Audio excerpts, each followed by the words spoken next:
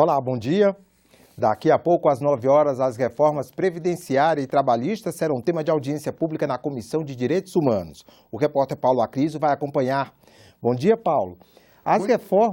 Me diga uma coisa, as reformas são uma prioridade para o governo, mas enfrentam resistência aqui no Congresso. É isso?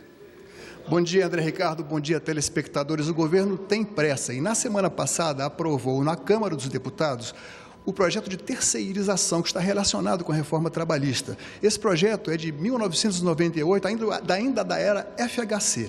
Agora, a dúvida do momento é se o presidente Temer vai sancionar esse projeto aprovado na Câmara, isso porque existe um outro projeto aqui do Senado, relatado pelo senador Paulo Paim, considerado mais abrangente, porque prevê mais garantias e salvaguardas para os trabalhadores terceirizados. A Comissão de Direitos Humanos recebe líderes sindicais e representantes das centrais sindicais para debater as reformas trabalhista e previdenciária. Começa às 9 horas da manhã, mas antes disso eu estarei aqui com o senador Paulo Paim para ele responder a pergunta como anda esse projeto de terceirização aqui do Senado. Se ele vai ser sancionado pelo presidente Temer ou se essa reforma da terceirização será contemplada aqui no Senado antes que o projeto avance com a sanção do presidente Temer. A audiência pública começa às 9 horas da manhã, ela terá caráter interativo e você, telespectador, poderá participar pelo Alô Senado 0800 61 2211 ou através da internet www.senado.leg/e-cidadania. Com você, André Ricardo. Obrigado, Paulo. A Comissão de Relações Exteriores inicia hoje um ciclo de debates sobre a inserção do Brasil na nova ordem mundial. A eleição de Donald Trump para a presidência dos Estados Unidos, a saída da Grã-Bretanha da União Europeia, o Estado Islâmico e o terrorismo, a guerra cibernética, meio ambiente, defesa nacional e os desafios da América do Sul. Temas que preocupam os integrantes da Comissão de Relações Exteriores. Eu acho que essas retrações localizadas, regionalizadas, vão ser passageiras. A tendência do mundo é, de fato, uma globalização mais ampla, respeitando as soberanias, não apenas das nações, mas até mesmo das pequenos povos. Os assuntos serão abordados no ciclo de debates organizado pela comissão. Com o tema O Brasil e a Ordem Internacional, estender pontes ou erguer barreiras, o objetivo é saber como o país vai atuar nesse novo cenário internacional. Nós temos que avaliar, estudar, nos debruçar, fazermos com que a nossa diplomacia seja extremamente atuante, para exatamente ver as oportunidades que surgem desse processo confuso que aí está, para que nós possamos reafirmar a nossa posição no cenário internacional, sempre com a participação, buscando a paz, a dirimir os conflitos e aumentar o nosso comércio com os outros países. O primeiro painel será nesta segunda-feira, às 18 horas, e terá a participação dos embaixadores Rubens Barbosa e Gelson Fonseca Júnior e do professor Eduardo Viola, do Instituto de Relações Internacionais da UNB. Eles vão falar sobre a situação política mundial e do Brasil. Nós pretendemos sempre trazer pessoas e especialistas do mundo acadêmico, do mundo empresarial, do mundo político, da sociedade civil em geral e pessoas que tenham interesse diretamente relacionados à política externa e defesa nacional. Quem quiser participar do ciclo de debates pode enviar comentários pela internet. O endereço é senado.leg.br/e-cidadania. 3 propostas de mudança na Constituição que tramitam no Senado podem instituir a votação por lista, como foi defendido recentemente pelo presidente do Senado, Eunício Oliveira. Enquanto a Câmara se prepara para debater uma ampla reforma política, o assunto já causa polêmica no Senado. Na Câmara, o relator Vicente Cândido, do PT de São Paulo, espera que a reforma política seja aprovada até maio pelos deputados e chegue ao Senado em junho. Mas os senadores já participam das negociações. Qualquer mudança precisa ser sancionada até o início de outubro para valer nas eleições do ano que vem. A reforma política é uma prioridade, né? Nós temos que dar transparência, nós temos que recuperar a legitimidade, nós temos que recuperar principalmente a representatividade dos partidos e dos políticos perante a sociedade. Nesse momento tumultuado que estamos vivendo, com crise econômica, com crise ética, com uma série de dificuldades de ordem política, eu penso ser muito difícil priorizar a votação de uma reforma política. Para a eleição de 2018, entram em cena novas preocupações. Uma delas é como financiar campanhas estaduais ou nacionais sem o dinheiro das empresas. Para se ter uma ideia, o fundo partidário, formado com recursos públicos, tem 819 milhões de reais este ano. 5% são distribuídos igualmente entre os partidos e 95% divididos de acordo com a representação na Câmara Federal. A eleição de 2014 custou mais de 6 vezes o valor do fundo, 5 bilhões de reais. Por isso, os partidos discutem duas opções: novas fontes de recursos e campanhas mais baratas. Sob o argumento de economizar, o voto em lista fechada para eleger deputados e vereadores ganhou adeptos. Nele, o eleitor vota no partido e é a legenda que define quem vai ocupar as vagas. O presidente do Senado, Eunício Oliveira, defendeu a lista fechada em entrevista à jornalista Tânia Horman, no programa Argumento da TV Senado. Você vai votar nos partidos que você deseja que ele tenha afinidade do ponto de vista ideológico, de pensamento com você. Então isso muda o patamar e dá uma nova visão, né, daqui para frente. Segundo Eunício, o modelo foi discutido em reunião com representantes dos 3 poderes. Reunião que tivemos eu, o presidente da Câmara, o presidente do TSE, ministro Gilmar Mendes, e o presidente da República. Mas a proposta enfrenta resistência. O PSB tem uma posição contra a lista fechada. Ela só pode acontecer no momento em que nós tivermos as instituições partidárias absolutamente reorganizadas. Lista fechada a essa altura no Brasil é golpe. Isso só está ocorrendo por conta das investigações que estão em curso, que está deixando a maioria dos políticos na berlinda. Viria com a tese de tentar, talvez, blindar alguns candidatos e transferir toda a responsabilidade para os partidos políticos. Resistência mesmo entre parlamentares do PT, partido que sempre apoiou a lista fechada. Eu sou a favor da lista aberta. Nós no Brasil temos uma cultura ainda onde as pessoas querem votar nas pessoas. Na busca por mais fontes de recursos, uma das propostas é destinar o fundo partidário ao custeio das legendas e criar um novo fundo só para as campanhas eleitorais. Doações de pessoas físicas, mais recursos públicos serão direcionados ao TSE e a partir daí o TSE, mediante uma legislação, fará a repartição com os partidos para despesas só eleitorais. Poderá conceder incentivos para que a empresa venha a colaborar com a formação do fundo. Do contrário, você terá que discutir a ampliação do gasto público. Não dá para fazer campanha constituindo fundos de financiamento e atrelando isso à lista de partidos só para manter o sistema político eleitoral como hoje ele existe.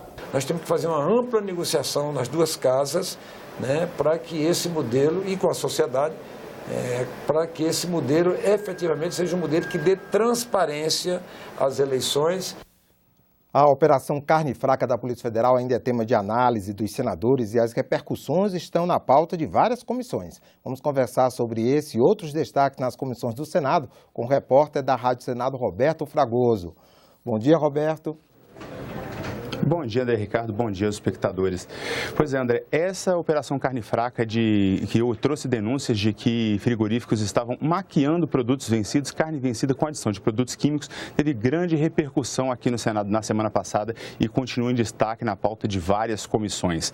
Amanhã, terça-feira, a Comissão de Direitos Humanos vai promover um debate com a participação de trabalhadores da indústria alimentícia, de fiscais da Polícia Federal e ainda dos frigoríficos. Na quarta-feira, a Comissão de Assuntos Econômicos vai debater os impactos do escândalo na economia e na exportação de carne, com a participação de representantes do Ministério da Indústria e Comércio Exterior, trabalhadores da agricultura e representantes das indústrias que exportam carne.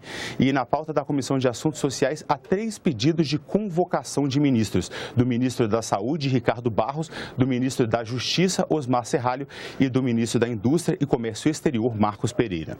Agora, Roberto, o projeto de abuso de autoridade que já estava no plenário, ele voltou para as comissões. Qual é a expectativa de votação dessa matéria? Exatamente. Esse projeto ele estava na pauta do plenário em regime de urgência no fim do ano, mas não houve um acordo para que ele fosse votado e, portanto, o procedimento foi que ele voltasse para a Comissão de Constituição e Justiça para que tivesse mais tempo para ser analisado. Esse projeto, ele aumenta a pena para o crime de abuso de autoridade, prevendo pena de prisão, de multa e até de demissão para o servidor público, para o juiz, o procurador, o policial que usar o cargo para constranger o cidadão. O que acontece é que alguns senadores contrários à proposta argumentaram na época que esse projeto ele poderia comprometer as investigações da Operação Lava Jato e, portanto, pediram que ele fosse analisado com mais cuidado, portanto, passasse pelas comissões. O relator Roberto Requião, do PMDB do Paraná, ele reafirmou que o objetivo do projeto não é impedir nenhuma investigação, mas sim proteger o cidadão comum daquela famosa carteirada, ou seja, do abuso do guarda da esquina, do promotor, do juiz que usa o cargo para ter um ganho pessoal. Agora, também na Comissão de Constituição e Justiça, Roberto, há o projeto, deve ser retomada a discussão do projeto que reconhece a união estável entre pessoas do mesmo sexo. É isso? Exatamente. Esse projeto ele foi apresentado pela senadora Marta Suplicy, do PMDB de São Paulo, depois que o Supremo Tribunal Federal reconheceu em 2011 os direitos civis dos casais homossexuais. Ele substitui a expressão marido e mulher pela expressão casal em alguns pontos do Código Civil. E o relator, o senador Roberto Requião, ele ampliou essa proposta para substituir em todas as partes do texto que se referem a homem e mulher e marido e mulher. A expressão será substituída por cônjuges, por duas pessoas ou simplesmente por casal. Portanto, a união estável será amplamente reconhecida pelo Código Civil também, como já é a partir da interpretação da Constituição. O projeto já foi aprovado pela Comissão de Constituição e Justiça, mas como esse relatório que o senador Roberto Requião apresentou foi um substitutivo, ele precisa passar por um turno suplementar. E nessa etapa ele recebeu uma nova emenda do senador Magno Malta, que é do PR do Espírito Santo, que pretende reconstituir o texto original do Código Civil, portanto, excluindo toda a previsão para a união estável entre pessoas do mesmo sexo. O senador Magno Malta argumenta que a Constituição consagra o casamento como sendo entre homem e mulher e, portanto, o Código Civil não poderia ter uma interpretação diferente. O senador Roberto Requião, que é o relator do projeto, ele disse que essa emenda do senador Magno Malta, ela se trata de um novo substitutivo porque ela traz profundas alterações ao relatório dele e isso não pode ser analisado nessa etapa de turno suplementar, portanto, é proibido que se apresente um novo substitutivo, portanto, o voto dele é contrário a essa emenda. Ok. Obrigado, Roberto. Muito obrigado. Uma boa semana. O Senado lançou neste mês a segunda geração do Siga Brasil, uma ferramenta que dá transparência ao orçamento da União. A nova plataforma facilita o entendimento das contas públicas, mesmo para internautas leigos em finanças e economia. A primeira versão do Siga Brasil foi lançada em 2004 e representou um avanço em termos de transparência das contas públicas, mas era uma ferramenta voltada mais para o uso de especialistas em orçamento. A nova versão, o Siga Painéis, traz uma opção de navegação bem mais amigável para o grande público, o painel do cidadão. Oferece ainda um caminho especialmente voltado para análises das emendas ao orçamento da União. O objetivo é facilitar o controle social dos gastos públicos, criando condições para que a população entenda cada vez mais desse assunto. A gente pode ver aqui, clicando no painel cidadão, a primeira página é uma página de pesquisa. É possível você pesquisar sobre a emenda da União por temas comuns, como, por exemplo, Previdência. Basta digitar aqui, nessa primeira tela do painel, o tema Previdência. Aparecem vários temas relacionados à Previdência. Selecionando os benefícios do regime geral da Previdência Social, você tem uma série de gráficos que tenta traduzir esse tema. Mais embaixo, nós temos um gráfico que mostra a participação do regime geral de Previdência, os benefícios do regime geral de Previdência, no total do orçamento da União. E mais abaixo, o detalhamento de cada um dos benefícios, por exemplo, a aposentadoria do regime geral da Previdência na área urbana, as pensões na área urbana, aposentadorias na área rural. Em alguns gráficos, há uma explicação do significado de interpretação desse gráfico. Clicando aqui em Saiba Mais, você tem uma explicação completa do que esse gráfico significa. No painel do cidadão já existem 800 temas construídos, apresentados na forma de 80 gráficos, que variam conforme os assuntos selecionados. Informações retiradas da base de dados do Sistema de Administração Financeira do Governo Federal, o SIAF, e que a partir de agora podem ser compartilhadas nas redes sociais em um formato de fácil compreensão para o grande público. Acho que foi um avanço muito grande. Eu parabenizo aqui o Senado por essa iniciativa, inclusive aqueles que estão à frente desse projeto, o Orlando, a Rita, porque realmente é uma funcionalidade que nos coloca, eu não tenho dúvida, né, à frente, juntamente com os outros grandes países que se preocupam com a transparência orçamentária. Eu acho que essa ferramenta hoje que nós passamos a ter aqui no Brasil, ela seguramente ela não é inferior àquela que os países mais desenvolvidos têm, no sentido de permitir que qualquer cidadão conheça o orçamento, saiba dos números, enfim, que saiba aonde estão sendo gastos aqueles recursos dos impostos que nós pagamos. Você sabe qual é o tamanho da dívida pública do Brasil e quais as dificuldades que essa dívida pode causar? Saiba mais no especial Cidadania, publicado pelo Jornal do Senado. A dívida pública é o tema do especial Cidadania que o Jornal do Senado publica na edição desta terça-feira.